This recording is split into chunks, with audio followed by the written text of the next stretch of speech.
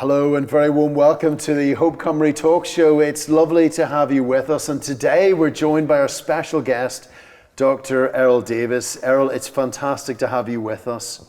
Privileged to be here. Eryl, I'm a fortunate foreigner coming in from the outside, and it's been a real delight and privilege to be living in Cardiff for these last almost 6 years and to be discovering more and more of the amazing past and history of the land of Wales, knowing, trusting, loving Jesus for centuries. Does anybody even know where, like, when the first Christian church was established in Wales? It's very difficult. I mean, some would say that the Roman army soldiers came and shared the gospel, and certainly the Celtic saints were around and had influence in the saints, and so there were periods of blessing and men who loved the Lord and knew the doctrine of grace, and they were very faithful. And they travelled too, didn't just confine themselves to Wales, and came over to Ireland and Patrick, etc. And so there are strong links, but there were periods of great darkness as well, especially when the Roman Church dominated later on. But there were periods, so there were pioneers of the gospel, and I love to think of the period, say, from the Reformation onwards. Though there was still a lot of darkness then, the Reformation was slow taking hold in Wales itself. But there were gospel men around, and we're very grateful to God for his providence, for raising up men at different times. And then we come into the 18th century, and then we have a man like Griffith Jones, Llandawro, a good Anglican who loved the Lord and taught and preached the Bible, had a concern for circulating schools, and taught people to read. That had an enormous influence on the population, and was still regarded as a forerunner to the 18th century revival, certainly a preparation. People beginning and able to read the Bible and hearing, say, the catechism, learning the catechism, etc. And so when people like Daniel Rowlands, Llangeitho, in his curacy, began to preach the gospel and realized that God wasn't only righteous and had wrath towards unbelieving sinners, but he was a God of mercy and grace in the Lord Jesus Christ. And from that moment, as the gospel gripped him, so people were gripped by the gospel which he preached.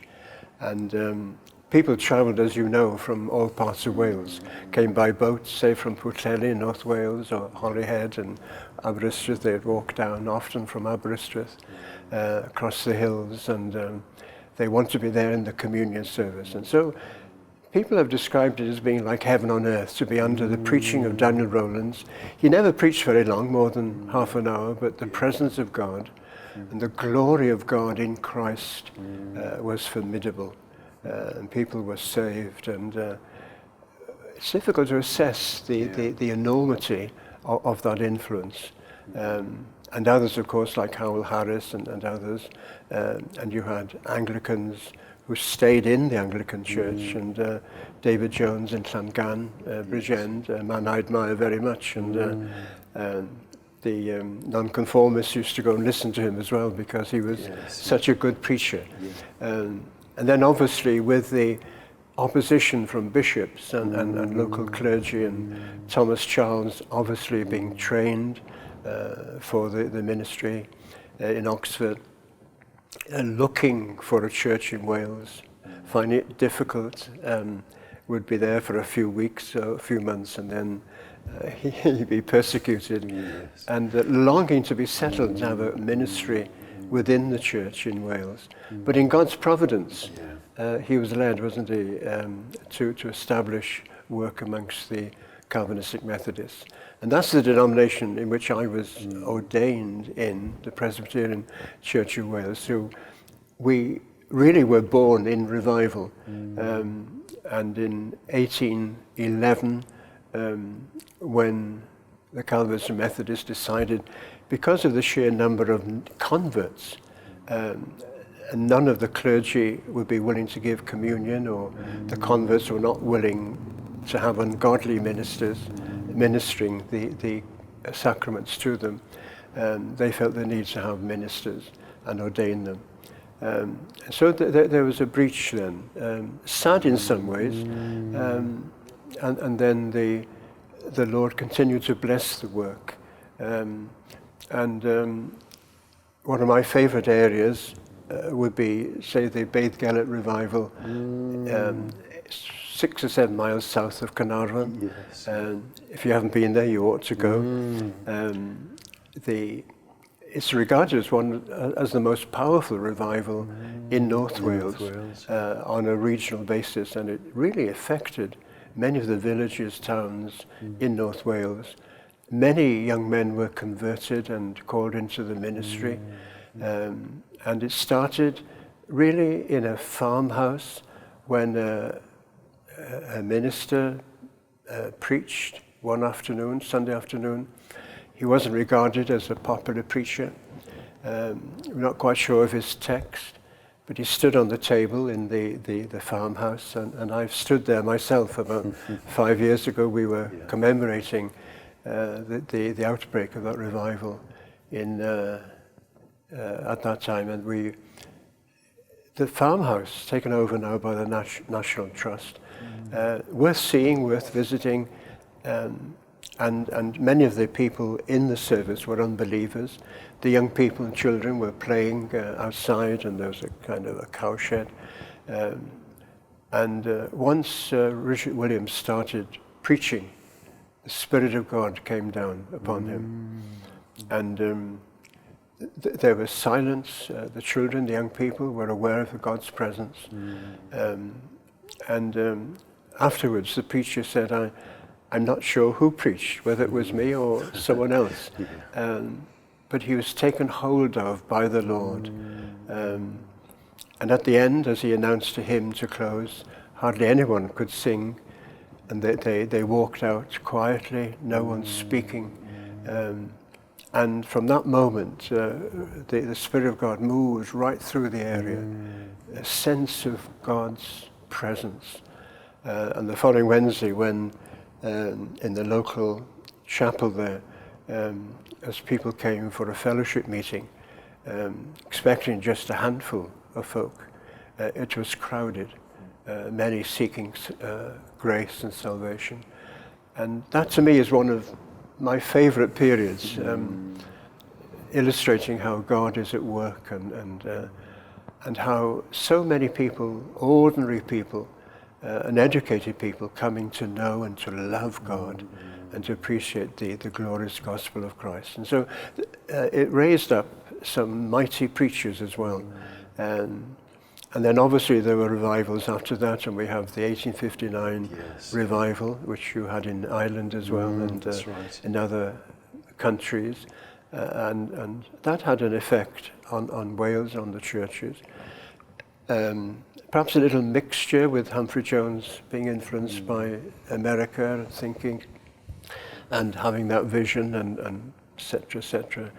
But the Lord blessed, and there are chapels in Cardiganshire where the Lord visited his people during that time. And during the 70s and 80s, there were localized revivals in different places. Revivals here in Cardiff, and certainly from the 1880s, localized. Sometimes a church or a small group of churches would be blessed. Individual preachers would be endowed by the Spirit's power. I've just published a book on John Pugh, who was a Presbyterian Church of Wales minister, an extraordinary evangelist and church planter. And every time he preached, a period, say, from 1891 through to 1871 through to 1906, 07, people were converted, not just ones or twos, but dozens, scores of people.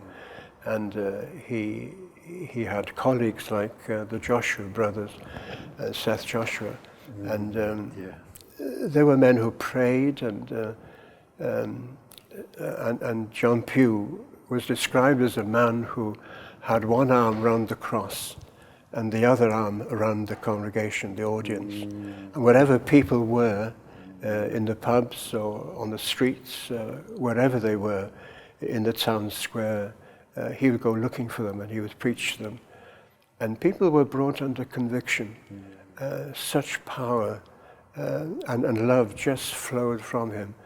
And it's been a reminder and a challenge to me researching that man's life and ministry, that knowing God as a preacher, longing to know him, fellowshipping with him, having the Spirit with us, but in deeper ways, this affects one's preaching. It has to.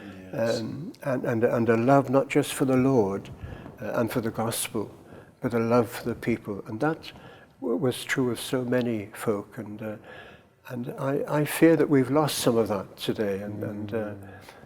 But I'll come to that later on. But certainly the Lord blessed, and in the 1904-5 revival, sadly a liberal critical theology was rampant in the colleges, and so ministers were coming out with very uncertain views, losing their strong doctrinal awareness of the glory of God and the Trinity and God's sovereignty and salvation, even creation itself. And so from 1910, so the slide continued, and there were churches being blessed, and you have the Keswick in Wales contributing in some ways, and yet they were struggling.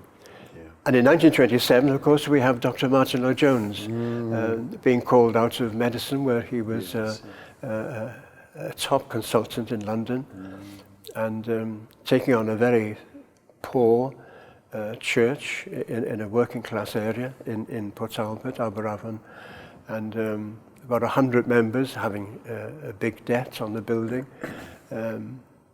Many of the members unconverted. And then in 10 years or more, many were saved. And I think Ian Murray Banner Truth once described it as being a revival. I'm not sure of that. And it depends how you define the term. But if you mean by revival, many people being saved and affected by the gospel in a very short period, then there's justification for it perhaps. But certainly under his preaching, there was an awareness of the glory of God, and great liberty was given him. And I remember in one minister's meeting, he told us of the time when he knew he had to leave the church. He was exhausted, and he felt he'd given all that he could. And he said, I had a big problem because we had a cellar in the church manse. And all the drunkards used to come and bring their wine, their whiskies and their bottles, and I used to put them down in the cellar.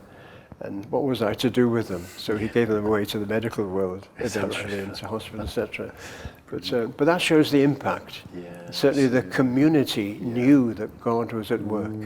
People, the most violent people, the most unsavory people abusing their wives and children, you know, one man killing his dog at lunchtime because his lunch wasn't ready. And but the gospel penetrated the community. That's what we ought to be longing for. And yet, following that ministry, the Lord continued to work, and some of the Pentecostals knew some blessing, and there were evangelists like Eryl Davies in West Wales. You've probably heard of him, a school teacher in Ammanford. I wish really that he'd written more about his work, his life, because he was greatly used, and he would teach Monday to Friday, take some weeknight meetings, weekends he'd be away preaching. He lived for the gospel and for Christ, a godly man, and I've met people converted through him. I heard him preach once as a student, and I'd never heard preaching till then, and he held the attention. People were gripped and very descriptive in the way he described scenes and situations. And yet when he came to the cross and the glory of God, it was glorious. And your heart was just melted there listening. So God has used men like this and others, and student IVF campaigns in the 40s, 50s. Some of the students were blessed here in Cardiff University, and they took the burden out, and Llanelli in 1945, etc., where perhaps over 100 folk were converted in a few days. So God has worked. Yeah, there's been an amazing past, isn't it? A long and storied past of God's dealings, his love and kindness with the people of Wales. What do you think is happening, will happen, Eryl, if the people of Wales as a whole turn away from that past and turn away from the God of Wales, who has been worshipped here for centuries? We're not even quite sure exactly when that began. Like, what will increasingly happen when we look around at the country as a whole? It was Martin Luther who said the greatest judgment God can give to a nation is to take away its preachers. And that happened in the early parts of the 20th century in Wales. That was a judgment. Churches dwindled in terms of numbers, attendance, Sunday schools. Liberal theology had no message to give to the people. You had the two world wars, had a major impact on society, on relationships. And even back in 1939, 1940, Dr. Martin Lloyd-Jones on the radio in Wales was asking, or was declaring, people are saying, where is truth? Is there truth? People have lost their foundation. And here was the damage caused by liberal critical theology. And people were groping in the darkness, and obviously they turned to other ideologies and secularism. And if we take Romans chapter 1 seriously, and how God hands over a people to their own lusts and desires, and so while they enjoy sin, they will also suffer the consequences of that.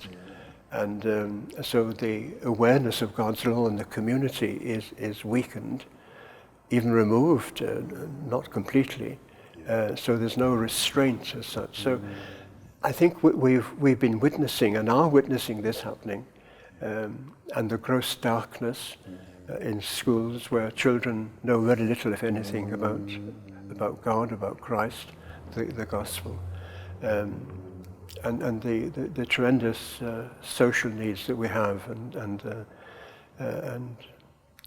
postmodernism has just compounded the problem for us. So it's a paradox, isn't it? Because God is judging us as a nation. God is not mocked. What we sow, we shall reap. And yet God is good, God is gracious, and God loves, and God's not willing that any should perish. And it's a tension we've got to hold on to, that God is holy, he hates sin, he's righteous, he upholds his righteous character and laws, and there's retributive justice, and yet there's amazing grace and mercy, compassion.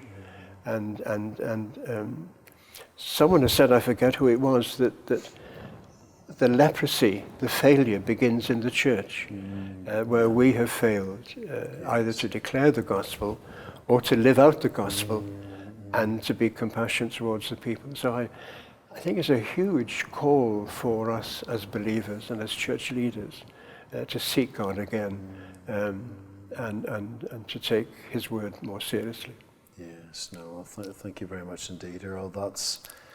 That's very much what we're seeking to do, and we would love to see the old power and life returning once more.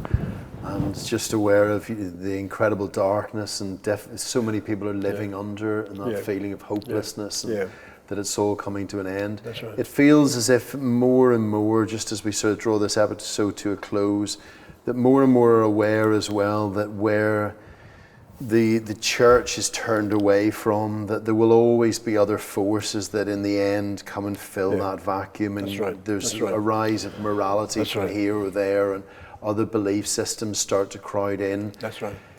What is it going to take, Eryl? You know, I'd hoped at the beginning of the pandemic that perhaps this would be a warning shot, that people would think we need to get right with God, we need to turn back to Him. That doesn't seem to have happened on a large scale in the last number of years. No. What is it going to take for the people of Wales to turn back to Jesus Christ? I think it takes a church on its knees, depending on God, knowing that the Lord alone can bring the nation back. And that's a big challenge to us as believers. Yeah. Do you think we're there at the moment, Eryl? No, nowhere near. No. Nowhere near. So it needs to begin within the church first of all, and the renewal and revival within the church before we can really share like the good news of Jesus more widely. Yeah. That's the challenge to leave us on today, Eryl. Thank you very much indeed for joining us. Yeah. Pleasure. God bless you, Eryl. Good. Thank you. Thank you. Thank you.